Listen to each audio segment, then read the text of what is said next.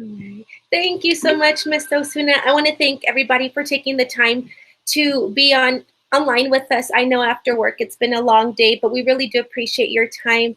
Ms. Osuna, thank you so much for reaching out.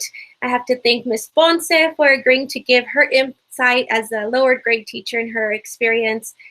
Just like Ms. Osuna said, it is a journey that we take little by little. This did take some time for us to get into the full blended. And we're still growing, of course. 2-3 years in, we're still growing, and it is so much fun. So today what we're going to be discussing, of course, is being able to build those rituals and routines in the classroom.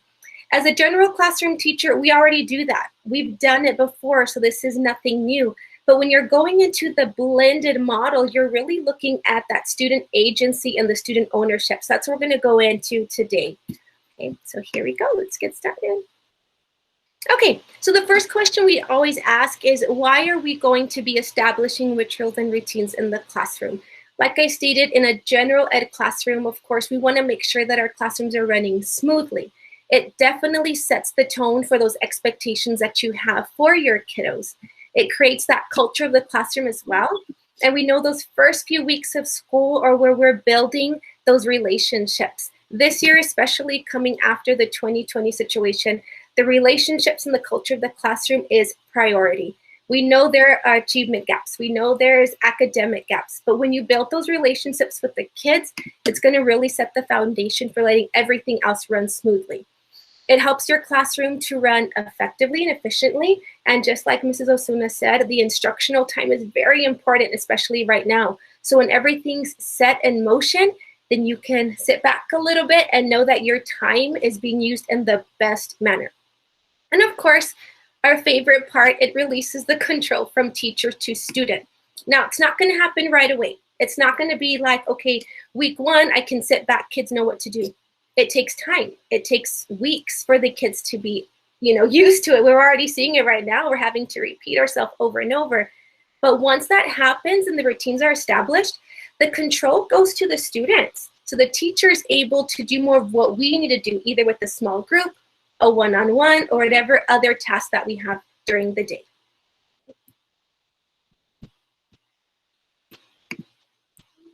Here we go. So when to start?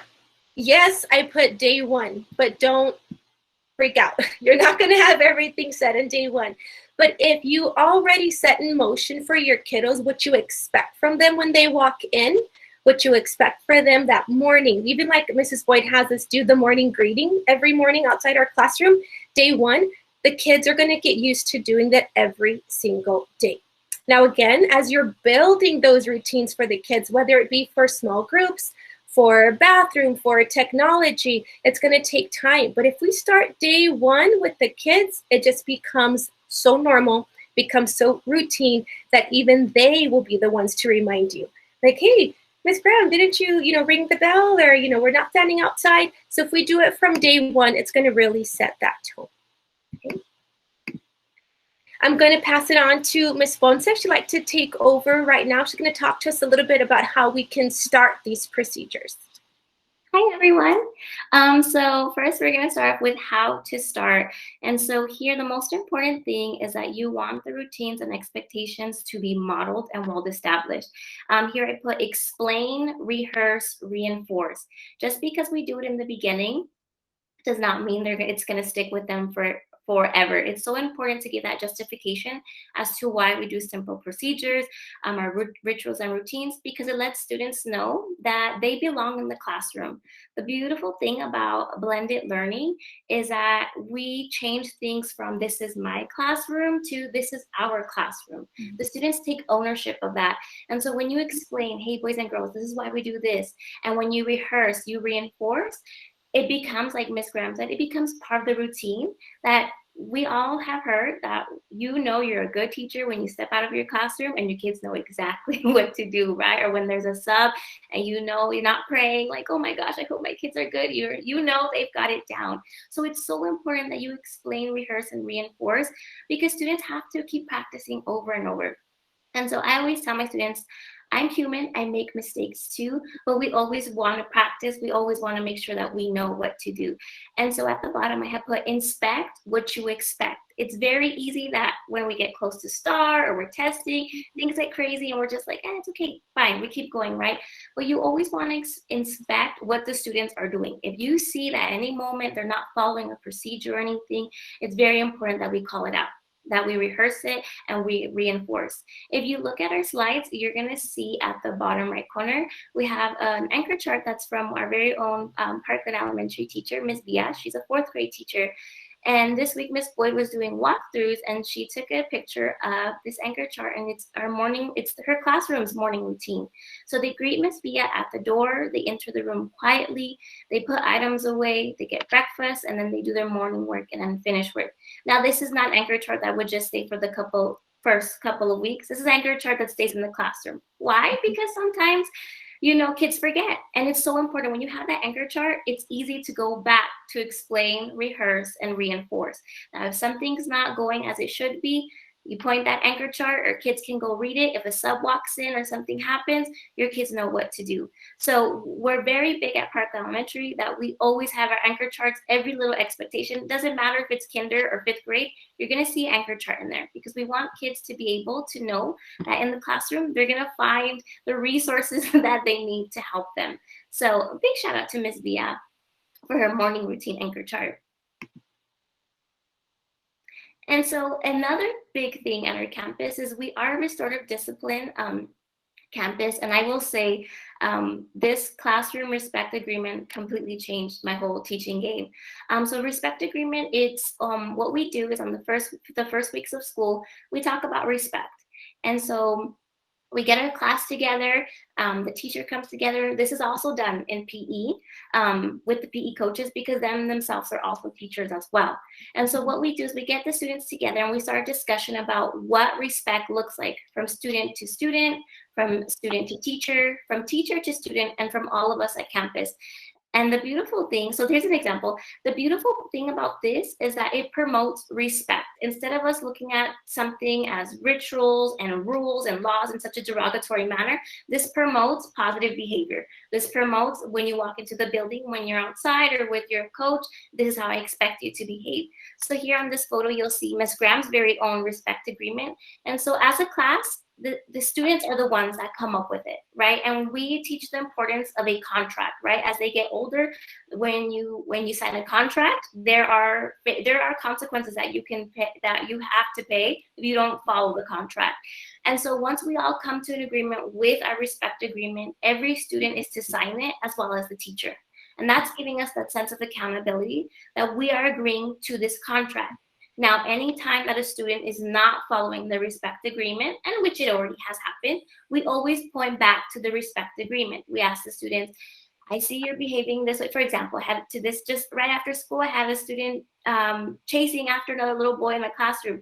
And I asked her, student to student, are you following the respect agreement? And she said, no, I'm not keeping my hands and feet to myself because I'm chasing after him. And I said, okay, can you still follow along with the respect agreement? She said, yes, ma'am, I can. I apologize. I notified her mom, because last Friday, once I had the respect agreement, I printed it out. I sent it to the parents. It's so important to get parents involved, because then they too know the expectations of the classroom. So parents and the child read the respect agreement, they signed it, and they brought it back to me. And so the respect agreement, I promise you, every classroom that you walk into, the first thing you're going to see is the respect agreement, because this plays such a huge force in our classroom that, like I said, we're celebrating the good, we're celebrating the positivity that we're going to focus on respect. So whether you're restorative discipline or not, you can absolutely still have this in your classroom, because it will help you out tremendously. Thank you, Sarah. Yes, that's really one part of the rituals and routines that we like to implement. Again, it's going to set that foundation. The third part I'm going to go into is student involvement. When you're developing your expectations, whether it be the respect agreement, a center time, how they come into the classroom, it's really important that you have the students give their input. When you allow the students to take ownership of how they want the classroom to run, all the ownership and the behavior now falls on them. And just like Ms. Ponce pointed out, you bring them back to that anchor chart. You redirect the behavior and say, hey, you know what? You helped us develop this behavior plan. You helped us develop these expectations. What's going on? How can we fix it? Again, I did take an anchor chart from one of our fourth grade teachers, Mr. Lucero. He had the independent reading expectations out. I know we all do our different anchor charts, and however you make them, that's completely fine. But with the students being involved instead of us teachers making it, again, with the blended pillars, you're giving that student agency. You're putting it back on the student to take in the classroom. Okay. This classroom goal tracker is something that I really like, and I'm going to let Miss Ponce explain it because I know that she did it with her second graders. So this classroom goal tracker, I used to teach second and third grade, and it can be used in all grade levels. Is something that I plan on using in my fifth grade classroom as well. And so what we would do is every Monday morning, I would meet with my class, and we would establish a new class goal. And it was to discuss routines or behavior that needed improvement. So if you look at my photo, you'll see at the top, it says, if we meet our goal for 4 out of 5 days this week, then we will earn, okay? And so it can be as simple as getting in line. It can be as simple as us coming to the carpet. Any routine or our procedure or behavior that, hey, maybe we need to work on using more kind words because we're being disrespectful, right? We know towards, once the year starts, those little discussions come up or, things happen. So one thing that we really want to reinforce is that the kids are able to be open about what they need to work on, right? So we'll come together, and as a class, we decide and create a classroom goal. At the bottom, they decide, every single person is to sign the sheet, because again, like Ms. Graham said, it comes back to student accountability. They're holding themselves accountable. And the main thing about this is you want to celebrate positive behavior. It's very easy to focus on the negative, but like with blended learning, we're focusing on the positive and seeing, hey, we mess up, but we can still improve. So if you can go to the next slide for me, Ms. Graham. Of course. There you go. Okay, so then next to that, you have a daily goal scoreboard, okay? And so we have on your left-hand side, we have the, oh yeah, we are doing great. And we have the, oops, we will keep trying. So when I see that my kids are, when the whole class is doing what they're supposed to be doing, you want to make a big thing of it, like, oh yeah, I see we all got in line quickly and quietly as we should. And I'll have a student go and put a tally mark. If the students are not following, our rituals and routines, I give them a oops, okay? And I tell them like, oops, guys, we didn't do so good doing that. We're gonna have to keep trying. You are never to take away an oh yeah or an oops. What you put on there, it stays there because you want to show the kids how they're doing. And one thing I love about this is it gives immediate feedback. It shows the kids, I'm watching you, I'm looking to see if we're doing what we're supposed to be doing or we need help. And so I always tell my kids, we never go just as far as our dream, we go as far as our team. The beauty about blended learning is it's about all collaboration. It's a unit, it's a team. It's not just me, I'm the good kid. It's about us coming together to work together. So the daily goal scoreboard is really neat because it's something that the kids see. And once they see the oh yes keep going, they want to keep adding to the oh yes. So it just celebrates them in such a positive manner. Perfect. I love it. And just like Ms. Ponce said, you can use it in lower grades all the way to the upper grades. There's really no set grade level for this. Correct. Love it. Okay, so then by the end of the day, let's say we've already have our oh yeahs and our oops, we have this chart where we're tracking our class goals. So it has Monday through Friday, and what we do is we count up all our tallies from the oh yeahs and we make a bar graph. And so what I love about this as well is that I've also included this in their data folder. So the students themselves take out their data folders and they are to graph how many oh yeahs we've had that day. And it's so important because as the kids go through each day, they want to see that bar keep going higher and higher and higher. And so they're able to see, hey, you know what? We did better yesterday than today. Tomorrow we're going to do better. Or, hey, we're doing even better than yesterday. Let's just keep it going. So this is something that you would also keep in the front of your classroom. Beautiful. And last but not least, we also have the plus delta reflection sheet. Another thing about blended learning is it's so important to reflect. And so on this plus delta reflection, the students will write down the goal. And if this is done with the lower grades, then the teacher will do it and the kids can watch. But since now that I'm in 5th grade, I would have my students do it by themselves. So they would write down the goal and we would reflect, what are we doing well? What did we do so well this week? But also, what can we do differently? And at the end, I'll have the kids share with their partners, share with their groups. And at the end, we all come together to close off the week. Hey, let's celebrate what we did really good. And let's start thinking, what do we need to work on that can be differently? So maybe that could be our goal for next Monday. And so the classroom goal tracker is beautiful because it provides immediate feedback. It allows you to also hold your students accountable of the rituals and routines that you've set that are expected. And it promotes positivity. Like I said, once the kids start seeing those bar graphs go up or they see the oh yeahs, they want to make the teachers happy. They also themselves want to be happy. And so once they've reached all their oh yeahs, and we've reached our goal, then Friday, what I do is I have what I call a fun Friday, and I'll give the kids about 10 minutes. And I've always believed in promoting the idea of kids playing. And so I would give them 10 minutes and we would play. They could bring a toy. In 2nd grade, my girls would bring like a little doll. And as a teacher, since I signed up, since I signed my name on that thing as well, I would go play with the students as well. This is not a time for me to catch up on doing whatever I need to do, but hey, I belong in this classroom. I'm going to go play with my kids. And so it just takes away, the negative, of us just pointing out bad behavior, but us celebrating of what the kids are doing good in the classroom. Perfect. So I'm going to see a lot of us playing with our kids every Friday, right? Yes. So the next thing that I wanted to go into was establishing signals for your classroom when we're doing the routines and the rituals with our students. Simple signals. The kids, they're really easy to work with, especially if they're simple signals like cues. It's going to help the kids to focus their attention back on the teacher. I know that many teachers like to use hand signals, right? That we use different throughout the day. Maybe finger up means, be silent. Maybe a closed fist means time to talk. But we have to make sure that we are gearing those cues to all of our learners, just like we do with blended projects and centers and menu options, choice boards, even in PE. We have to make sure we're reaching the visual learners, the auditory learners, kinesthetic, so that way we're including them in our classroom.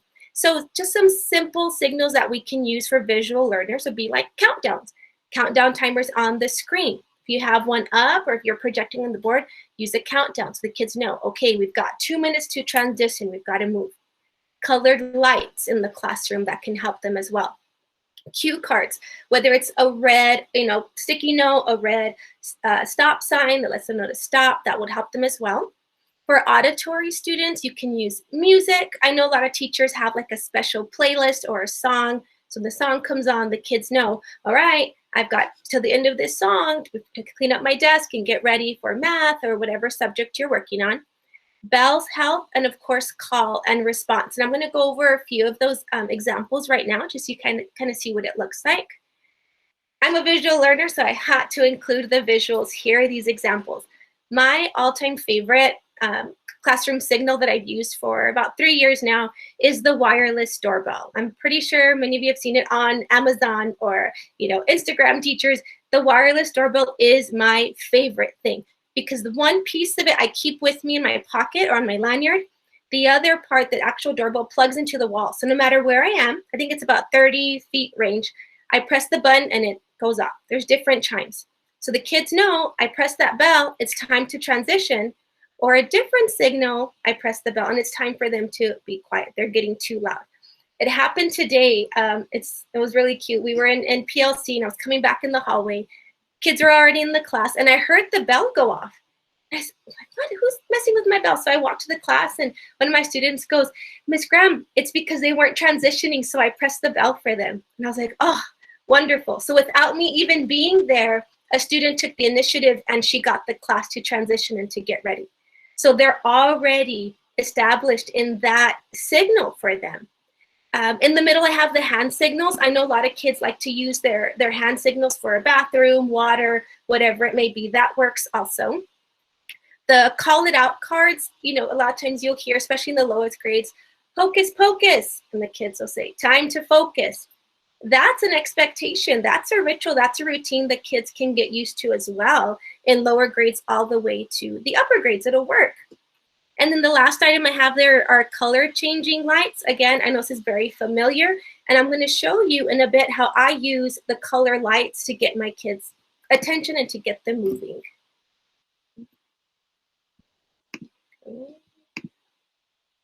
So here's the example that I have in my classroom.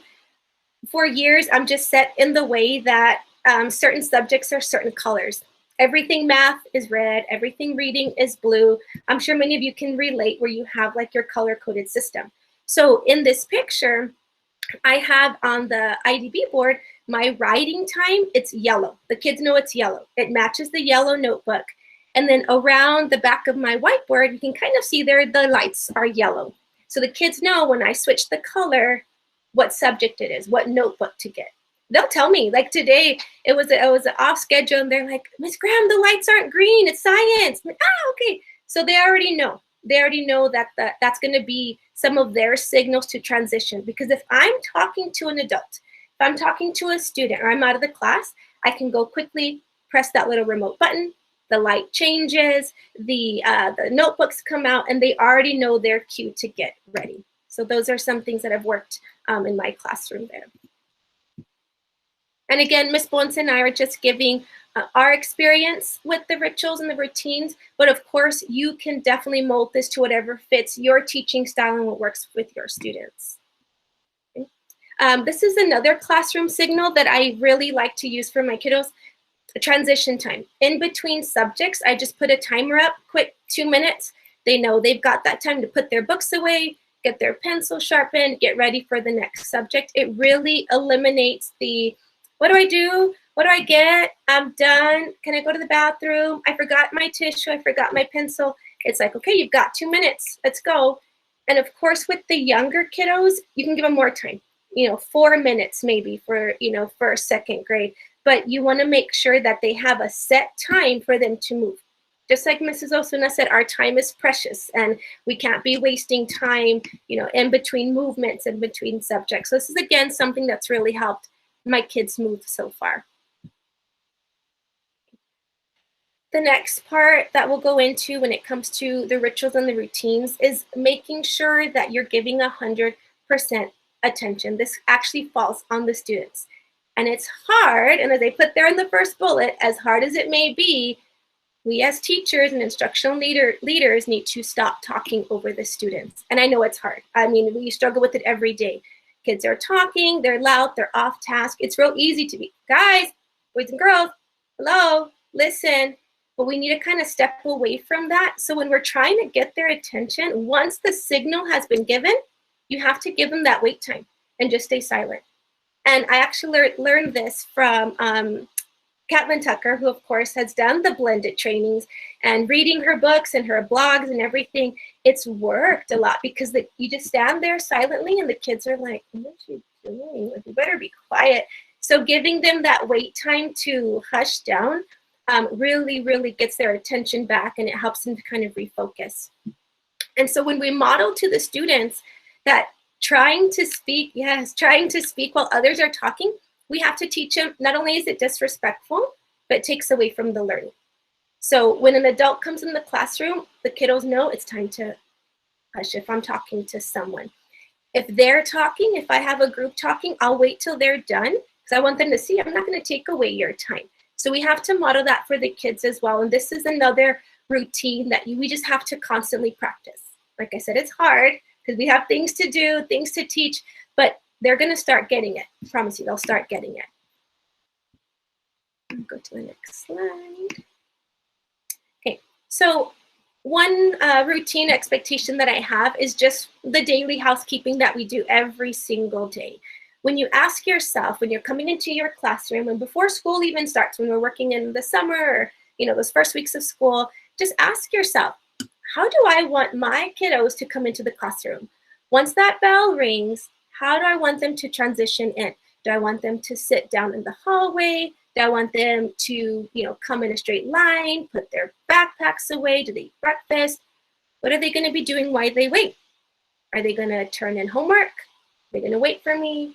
And if I'm not in the classroom, what should they be doing? Ms. Ponce made a very great point earlier in the presentation that with the blended learning and you have that student agency, you want to make sure that if you're away, whether it's with the sub or you're in the hallway, the kids know what to do. They know exactly what you have to do, so you're not worried about what they're doing. So once you ask yourself these questions, it's a really good way for you to start developing a plan for the kiddos. And I'm going to show you here what I've done. So this, I just copied. These are my morning slides that I do every day with the kids. Every morning that they walked in from day one, of course, it has their date and it has what they're supposed to be doing while they wait. And the kids already know, okay, I've got to finish my breakfast, get my lanyard on, sharpen pencils. Oh my gosh, the sharpening pencils, that has to happen in the morning because it'll be going on throughout the day. They'll get their laptop, they'll start math facts, and of course in 5th grade, we go to fine arts, but again, it's just geared to whatever works with you and your classroom. Little reminders on top. The timer helps the kids as well because I can stand outside my door greeting my students coming in or talking to counselors or administration who has to talk to me, and I don't have to worry about what the kids are doing inside. They have it there visually. They have a music with the timer so they can listen, and it's also there for all of them to see. And I hear my kids, they'll be like, hey, it's posted. Why are you asking? Or get your pencils done. It's posted. So this is something that I step back. I don't have to worry about redirecting at all in the morning. So this is really, really good. And I don't mind. I'm going to put this out there.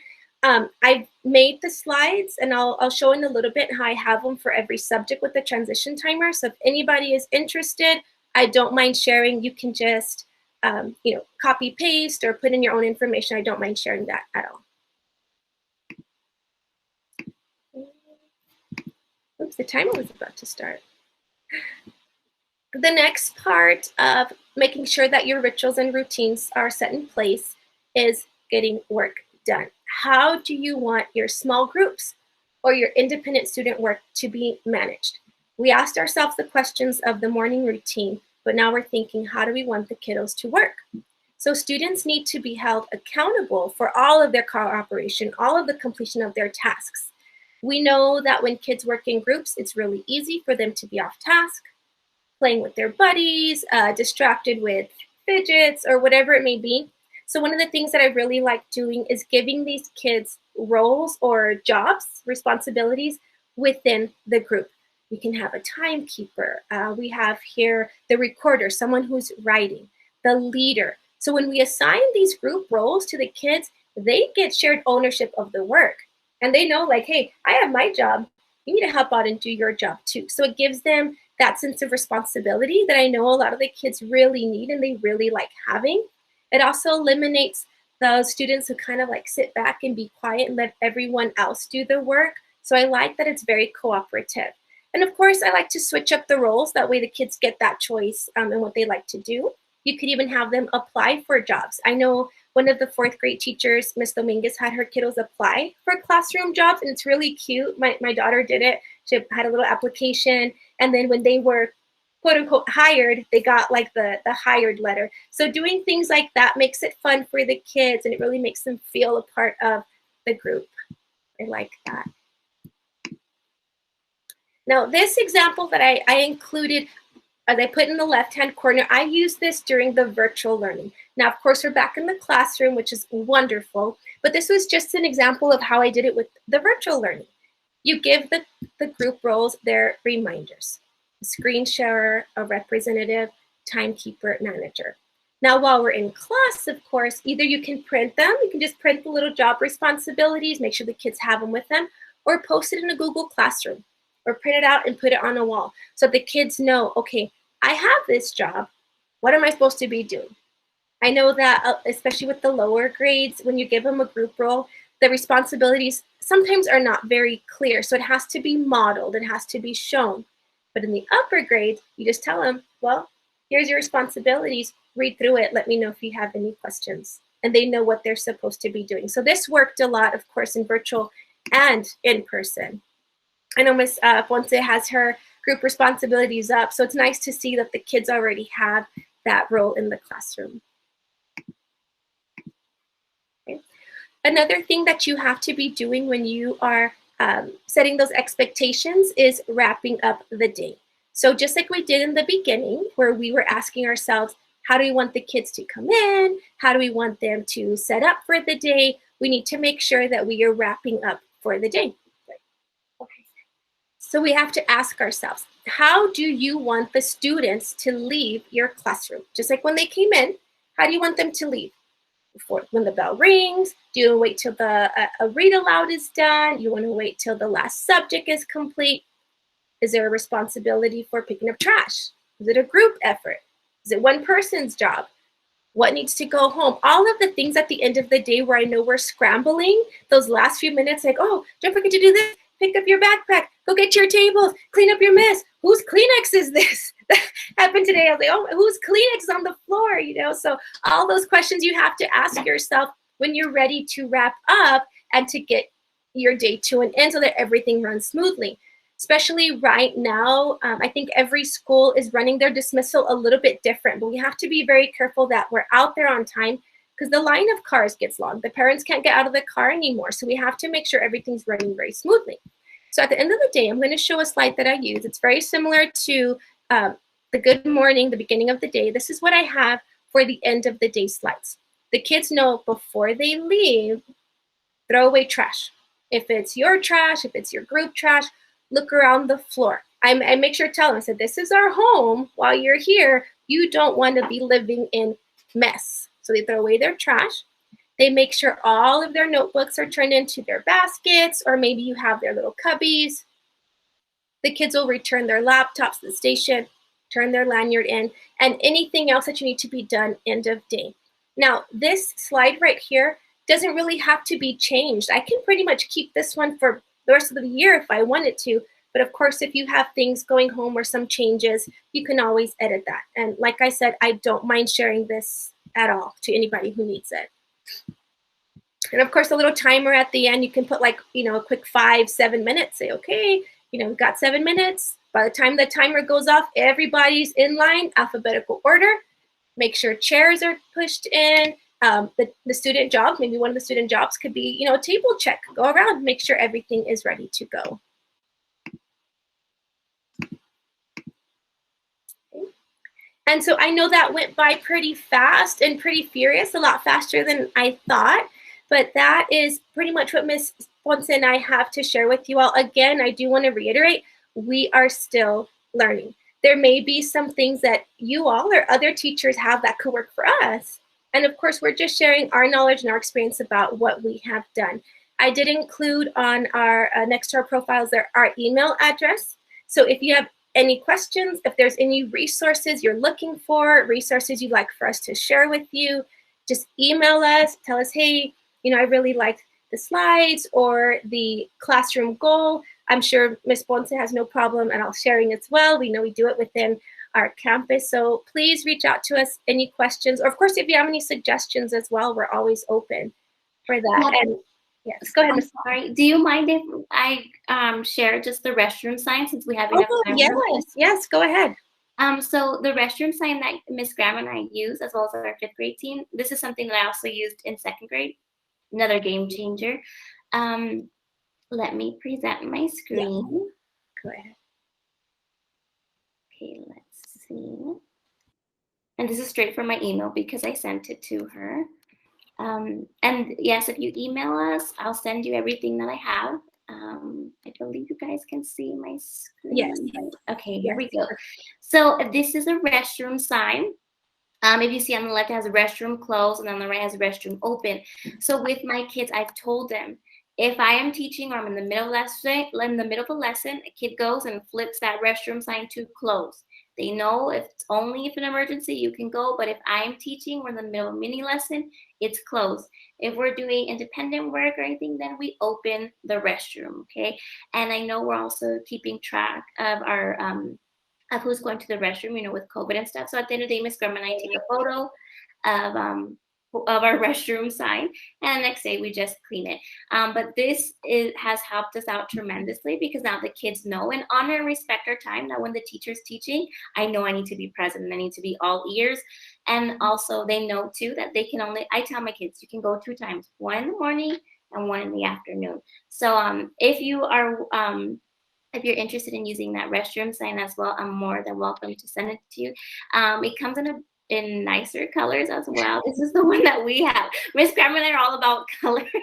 So we have this one, restrooms closed, and then it's restroom open. So they'll put their number, the time, and then the time they come back. So I'm glad you mentioned that, Miss Ponce. I added to mine. And anybody at my campus, if they want to come in, or I can even send pictures. Very simple. The Dollar Tree, they have those push lights. Put a battery and you just push it and it clicks on. When a student is out, they press the light on. So the rest of the class knows, oh, the light is on. I better not even ask because someone's out. And it also helps me monitor, fire drill, or somebody asks for a student. I'm like, oh, somebody's out. So those little push button lights, like I said, you can get like a 2-pack, I think, at the Dollar Tree. Just put it up, lights on, someone's out. When they come in, they turn it off. So that's another great visual for the kids, but also for me to keep track of who's in and out of the classroom. But it really helps. Thank you for sharing that, Ms. Ponce. Of course.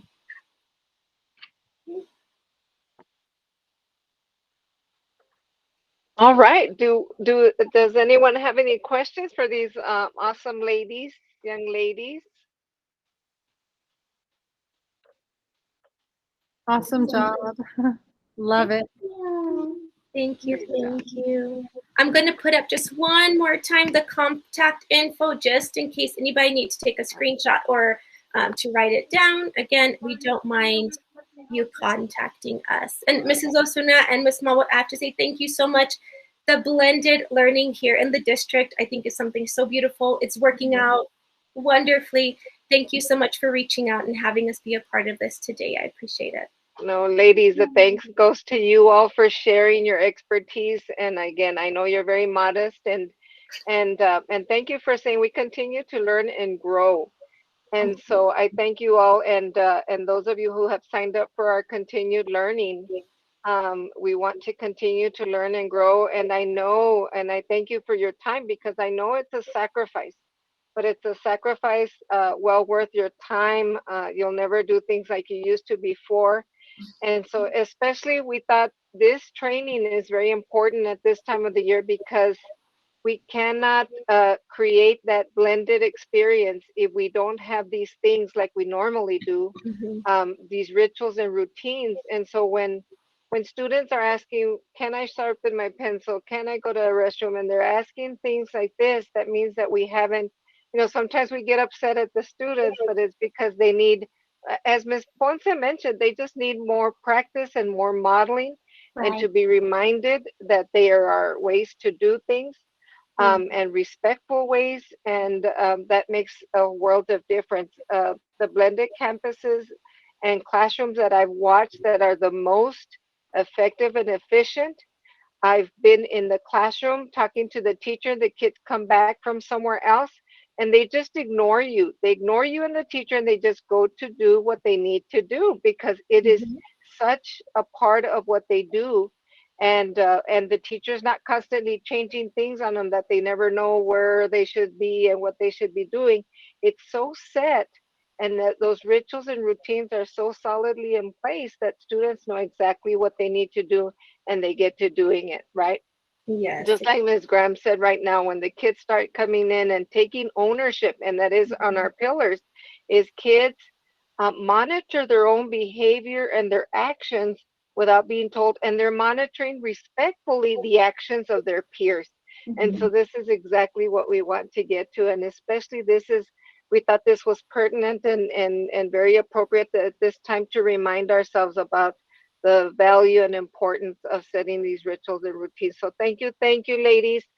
We did record the session. Thank you, Shelley, for reminding us.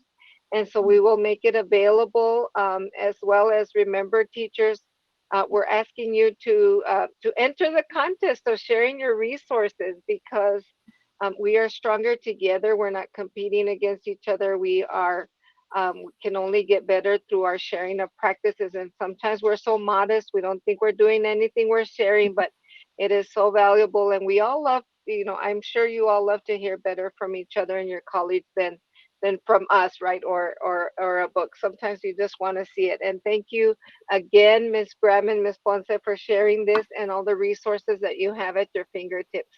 Of course. We Thank really you. expect great things to continue happening in our empowered learning here at the district. So thank you all. Yes, and I And have you're off the hook a little early. Yes, ma'am?